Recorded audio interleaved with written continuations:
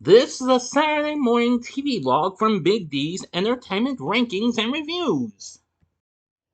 Welcome to another Saturday morning TV log, and this time around it's Mighty Mouse: The New Adventures, brought to us by Bakshi Animation and Viacom. Hello everyone, I'm Dual, the Big D to you. This is Big D's Entertainment Rankings and Reviews. So this week's Saturday morning TV log is Mighty Mouse: The New Adventures, a revival of the Mighty Mouse character after a kind of a few years of being absent after the Filmation New Adventures of Mighty Mouse and Jekyll and Jekyll series.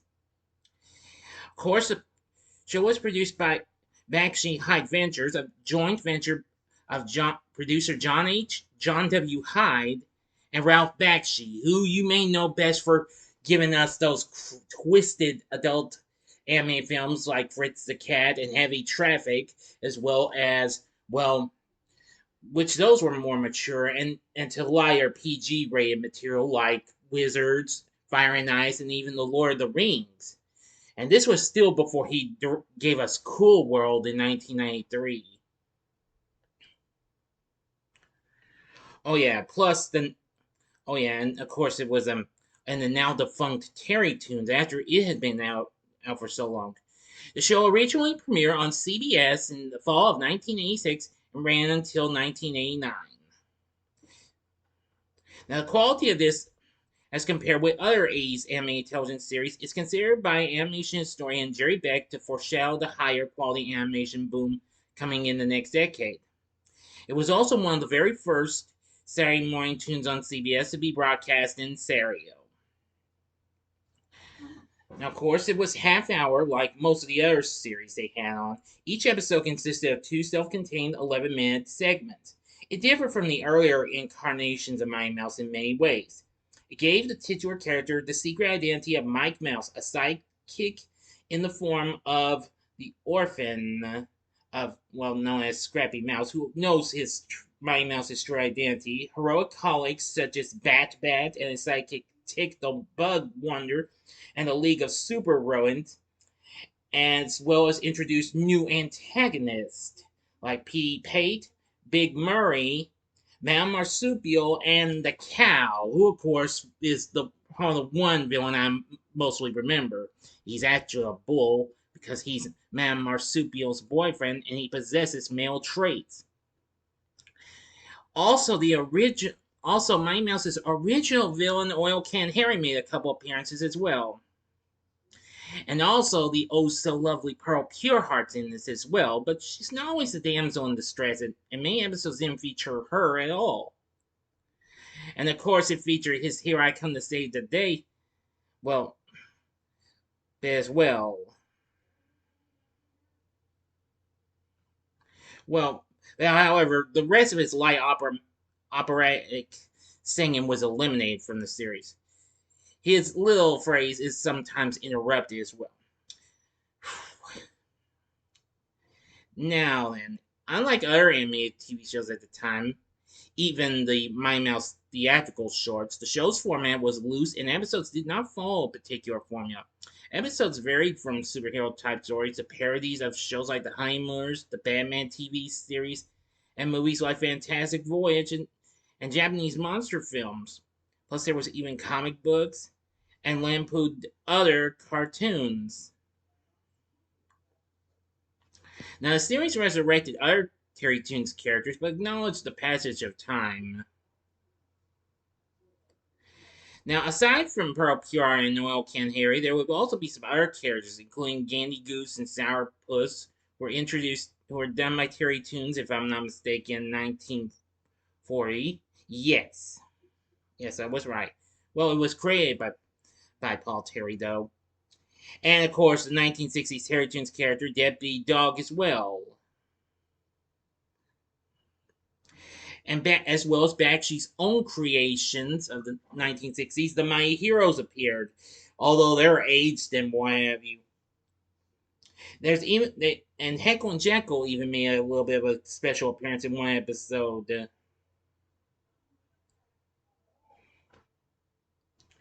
Yeah, incredible. Apparently, most of Bakshi's prepared pitches were rejected by CBS's head of the Saturday morning block at CBS at the time, Judy Price, including one featuring the characters from future Nickelodeon tune Ren and Stimpy. But that's what else he had. He told her that he had the rights to Mighty Mouse and she agreed to purchase the series. But he didn't own the rights and did not know who did. So he researched the rights and learned that CBS had acquired the entire Terry Tunes library in 1955. And Bakshi says, I sold them a show that they already owned, so they just gave me the rights for nothing. Incredible. Yeah, let me see here. Now, John Crickfalosi, if I mispronounce that name, I do apologize, who, of course, gave us Ren and Stimpy, along, well, and his team wrote story outlines for 13 episodes in a week and pitched them to Price. So, and then they got, despite the time constraints, CBS was pleased with the way they addressed the network's notes. However, Crickfalosi did not return for the second season and took some of the crew to work on the new adventures of Beanie and Cecil, another update of a classic tune which would premiere the following year in 1988. And that would be on ABC. Now, to be honest, I will say it's pretty funny and what have you. And now they even use some older cartoon footage and what have you, including for one episode where he used Terry Toons footage from for this one episode. It's been years since I last saw this show. The show is currently available on DVD in a complete series set. That also includes the uncut version of an episode called The Littlest Tramp. Every episode is completely uncut and in its entirety. Now, actually, one of the episodes was pretty controversial, and, well, hang on, let me get to that. Give me a second. Yes, that's what I'm talking about. The Littlest Tramp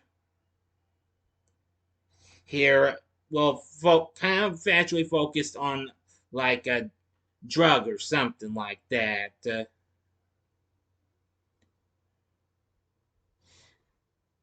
So now I see.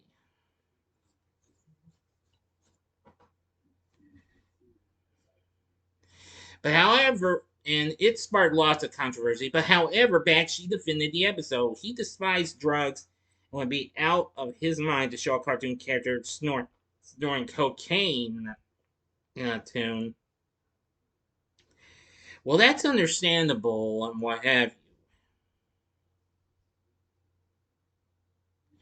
So, but in the end, the show was considered revolutionary at the time, and along with the film Who Framed Roger Rabbit, which was released the following year, inspired a wave of anime shows that were much zanier than those that had dominated children's animation in the previous 2 decades.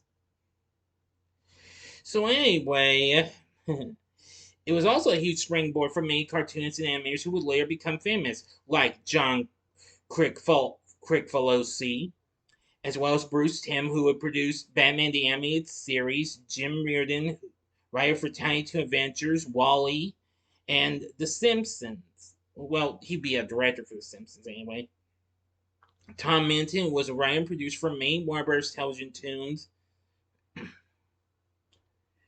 Lynn Naylor, who would be the co-founder of Spumco, the company that gave us Ren and Stimpy, as well as the Ripping Friends. And even Andrew Stanton, the director of Wally, Finding Nemo, and Finding Dory. Incredible. I didn't know that until I'm reading my sources. There'd also be a comic book spin-off. Even after it ended, it lasted 10 issues and took place after the series ended. And was done by Marvel Comics. Now then, now for our voice acting cast, we have Patrick Penny, Linus voiced the Mike Mouse and Mighty Mouse. Now, of course, the same year this came out, he also voiced the anime version of Uncle Traveling Mad, Paul Gorgon Flying Doozer in the Fraggle Rock animated series, which I have yet to cover that. I will soon. He even voiced Wolverine for the, well, never before, not shown X-Men Pride the X-Men, well, the TV pilot for the proposed X-Men series before the series came out in the 90s. But he did lots of other voices as well. Let's see.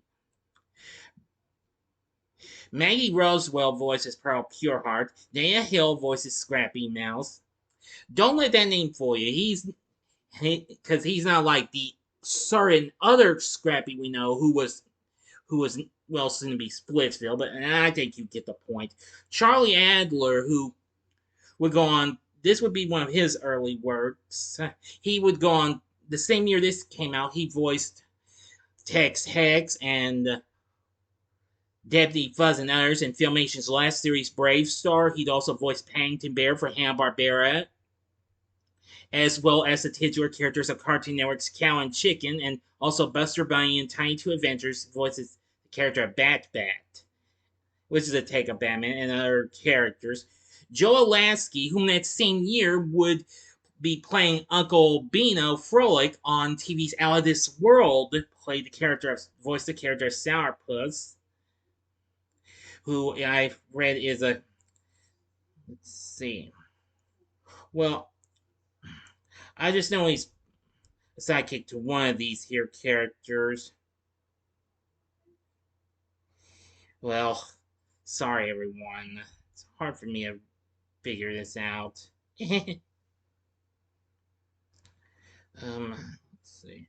Michael Pataki voices the cow. I think that name sounds familiar. Oh yeah, he's done numerous shows and what have you. Mm-hmm. And Bo Weaver, who the following year would voice Clark Kent, aka Superman, and Ruby Spears Superman, was the fractured narrator and also did other voices. Of course, he also went on to voice Mr. Fantastic in one season of the 90s Fantastic Four toon and was the announcer for the spinoff of Funhouse, College Madhouse, as well. So anyway, My Mouse and New Adventures, I think it's still pretty good. Even though I haven't seen the show in years and what have you, I think this show is just, wow, zany and what have you. Now, despite Viacom has this, there is a way you can see episodes. Yes, I'm saying you can find episodes available on YouTube. I think could be all of them or most of them. Someone does have the full series. Well, a few of them do. Just don't get mixed up with the Filmation series, okay? But anywho, My Mouse and New Adventures, give it a try. I know I haven't reviewed any of Bakshi's films in my review, but I will. I know Cool World turned 30, so I may talk about that, or maybe some of his others later on down the road. But what did you think of Mighty Mouse and New Adventures? Did you grow up watching this? Let me know in the comments section below. If you liked the video, click the like button, subscribe, and be a part of the Big D Nation. And later tonight, I'll be bringing to you my review of the original Teenage Mutant Ninja Turtles video game for the NES.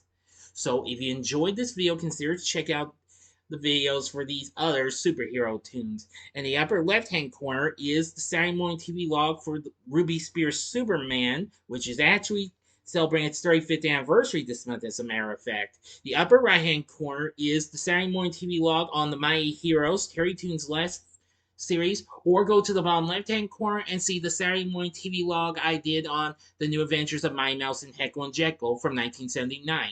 In the bottom right hand corner is the button you can click to subscribe if you like rankings and reviews on movies, TV, music, video games, etc., as well as the Saturday Morning TV log. Then I'm your guy. Thanks for watching, and next week's Saturday Morning TV log is Sonic the Hedgehog. So until next time, I'm the Big D saying, see ya.